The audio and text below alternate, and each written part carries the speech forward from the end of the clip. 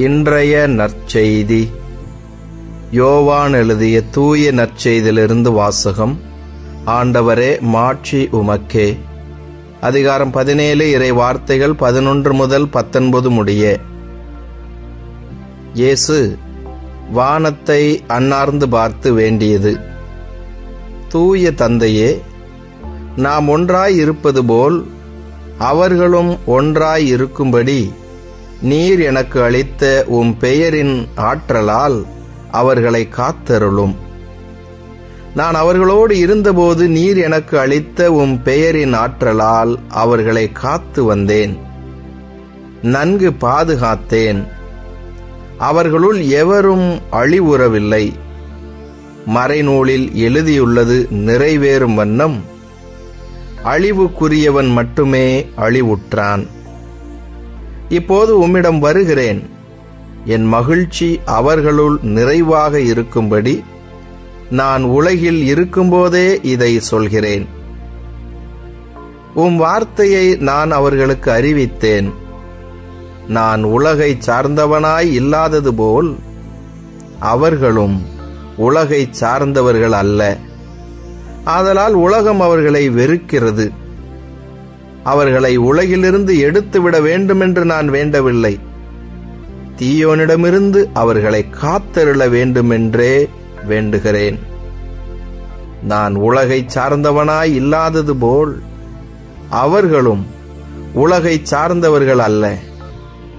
உண்மையினால் அவர்களை உமக்கு அர்ப்பணமாக்கியருளும். உமது வார்த்தையே உண்மை. நீர் என்னை உலகிற்கு அனுப்பியது போல நானும் அவர்களை உலகிற்கு அனுப்புகிறேன். அவர்கள் உண்மையினால் உமக்கு உரியவராகும்படி அவர்களுக்காக என்னையே உமக்கு அர்ப்பணமாக்குகிறேன். ஆண்டவரின் அருள்வாக்கு. கிறிஸ்துவே, உமக்கு புகழ்.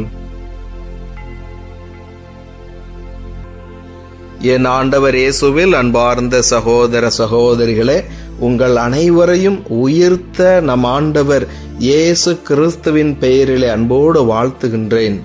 உங்கள் அனைவருக்காகவும் நான் திருப்பலி ஒப்பு கொடுத்து சிறப்பாக ஜெபம் செய்கிறேன். இந்த நற்செய்தியிலே பார்க்கிறோம், நம் ஆண்டவர் இயேசு கிறிஸ்து வானத்தை அண்ணாந்து பார்த்து ஜெபம் செய்கிறார்.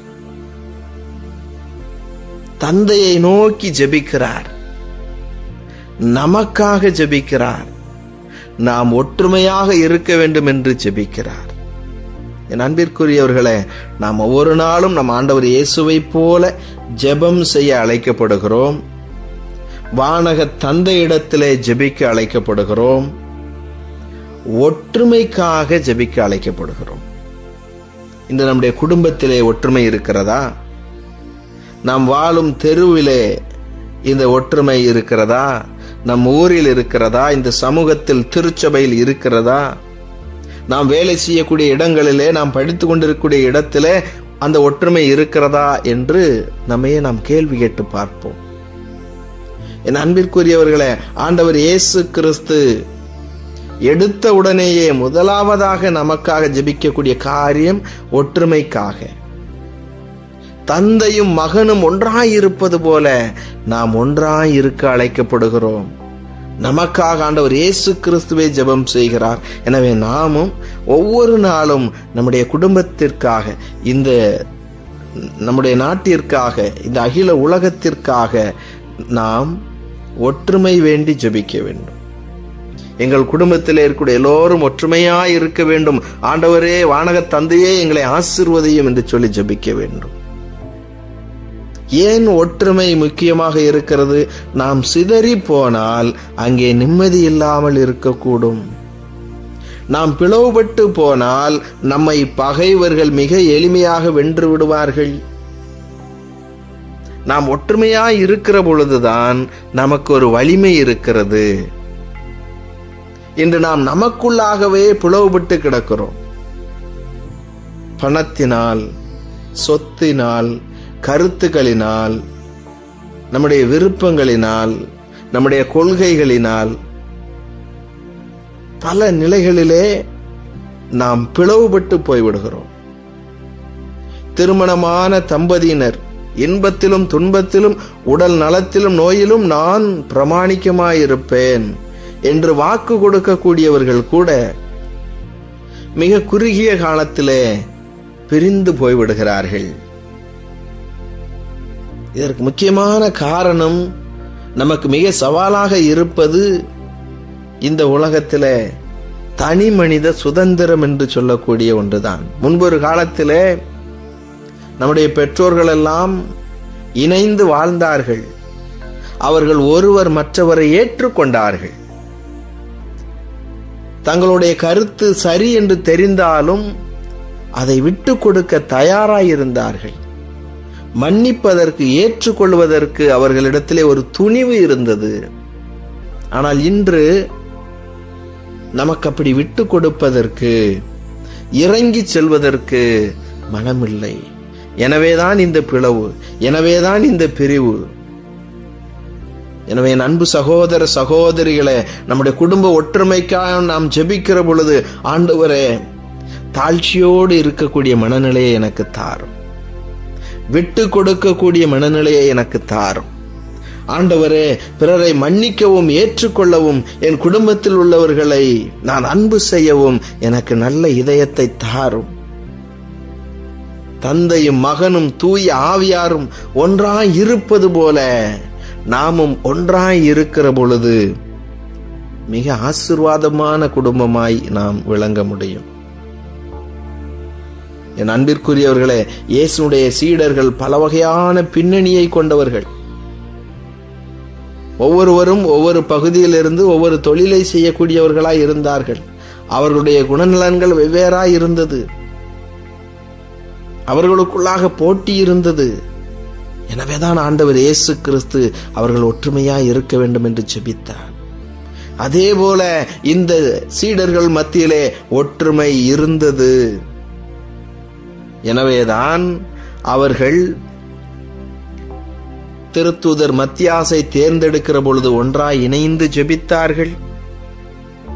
யாரும் யாரையும் அடிமைப்படுத்தாமல் அவர்கள் கடவுளின் முன்பாக சீட்டு குலுக்கி போட்டு அந்த சீட்டின் அடிப்படையிலே மத்தியாசை தேர்ந்தெடுத்தார்கள். அது ஒற்றுமையினுடைய ஒரு அடையாளம். அதே போல தொடக்க கால கிறிஸ்தவர்களை பாருங்கள். அவர்கள் அனைத்தையும் பொதுவில் வைத்து வாழ்ந்தார்கள். தங்களுக்கென்று எதையும் வைத்துக் கொள்ளவே ஒரு கூட்டு குடும்பமாய் வாழ்ந்தார்கள். இன்று நம்முடைய வாழ்க்கையிலே கூட்டு குடும்பம் எங்கே இருக்கிறது, அப்படி என்றால் என்ன என்று கேட்கும் அளவுக்காய் பிள்ளைகளுக்கு அது தெரியாமலே போய்விட்டது. இதையெல்லாம் நினைத்துதான் இன்று நம்முடைய திருச்சபையானது அன்பியத்தை உருவாக்கியது. ஒரு அன்பியத்தின் வழியாக தொடக்க கால கிறிஸ்தவர்களை போல நாம் இணைந்து ஒரே குடும்பமாய் இருந்து இந்த சமூக பிரச்சனைக்காக, குடும்ப பிரச்சனைகளுக்காக ஒருவர் மற்றவருக்கு ஆறுதலாக இருக்கவும் குரல் கொடுக்கவும் வேண்டும் என்று சொல்லிதான் அன்பியங்கள் எல்லாம் உருவாகின. என் அன்பு சகோதர சகோதரிகளே, இந்த சமூகத்தில் எத்தனையோ பிரச்சனைகள். நாம் நீதிக்கு ஒன்றாய் இணைந்து ஒரு அன்பியமாக, ஒரு குடும்பமாக குரல் கொடுக்கிறோமா? இல்லை. பயம், எதற்கு நமக்கு வம்பு என்று நாம் ஒதுங்கி விடுகிறோம். ஒரு அன்பியமாக இருந்து நம்முடைய தெருவிலே இருக்கக்கூடிய பிரச்சனைக்கு கூட நாம் கேள்வி எழுப்புவதில்லை. வெறுமனே ஜெபம் செய்வதற்கு மட்டுமல்ல, அந்த ஜெபத்தினுடைய ஆற்றலை நாம் பயன்படுத்த வேண்டும். அதற்கு தான் அன்பியம், அதற்கு தான் ஒரு குடும்பம், அதற்கு தான் இந்த திருச்சபை. எனவே நாம் ஒற்றுமையாய் இருந்து ஒருவர் மற்றவருக்கு குரல் கொடுப்போம், ஒருவர் மற்றவருக்கு ஆறுதலாய் இருப்போம். நாம் இணைந்து இருக்கிற பொழுது இறையாட்சி நம் மத்தியிலே இருக்கிறது. ஆண்டவர் நம்மை ஆசீர்வதிப்பார். இயேசுவுக்கே புகழ், மரியே வாழ்க. மன்றாடுவோமாக. எங்கள் வானகத் தந்தையே, உம்மை போற்றி புகழ்ந்துமை ஆராதிக்கிறோம், உமக்கு நன்றி செலுத்துகிறோம். இந்த புதிய நாளை பார்க்கும் ஒரு வாய்ப்பை நீர் கொடுத்திருக்கிறீரே, நன்றி ஆண்டவரே. இந்த நாளிலும் நீரே எங்களுக்கு உதவி செய்ய விரைந்து வாரும், எங்களோடு தங்கும், எங்களை ஆசீர்வதியும். ஆண்டவரே, இதோ இந்த நாளிலும் தங்களுடைய திருமண நாளை, பிறந்த நாளை கொண்டாடக்கூடிய பிள்ளைகளையும், இன்னும் எங்களிடத்திலே ஜெப உதவி கேட்டு இருப்பவர்கள், நாங்கள் யாருக்காக எல்லாம் ஜெபிக்க வேண்டும் என்று சொல்லி இருக்கிறோமோ அவர்கள் ஒவ்வொருவரையும் ஒப்பு கொடுக்கிறேன். நீரே ஆசீர்வதிப்பீராக. நீரே அவர்களை வழி நடத்துவீராக. ஆண்டவரே, இந்த நாளிலே நாங்கள் ஒற்றுமைக்காய் ஜெபிக்கிறோம். எங்கள் குடும்பத்திலே ஒற்றுமையை தாரும். இந்த சமூகத்திலே சாதி மத இன வேறுபாடுகளை எல்லாம் கடந்து எல்லோரும் ஒன்றாய் இருக்கும்படியாய் ஆசீர்வதியும். ஆண்டவரே, இதோ இந்த நாளிலும் நோயாளர்களை எல்லாம் நாம் ஒப்பு கொடுத்து ஜெபிக்கிறேன். நீரே அவர்களை தொடும் ஆண்டவரே. உம்முடைய திருக்கரத்தினால் தொட்டால் போதும், அவர்கள் இன்றே இப்பொழுதே நலமடைவார்கள் என்ற நம்பிக்கையோடு ஜெபிக்கிறோம். நீர் தொடும் ஆண்டவரே. கடன் பிரச்சனைகளிலிருந்து ஆண்டவரே நாங்கள் மீண்டு வரும்படியாய் எங்களுக்கு தேவையான பொருளாதார நலன்களை தாரும். இதோ உழைப்பதற்கு ஆர்வமாய் இருக்கிறோம். நல்ல ஒரு வேலை வாய்ப்பை தாரும் ஆண்டவரே.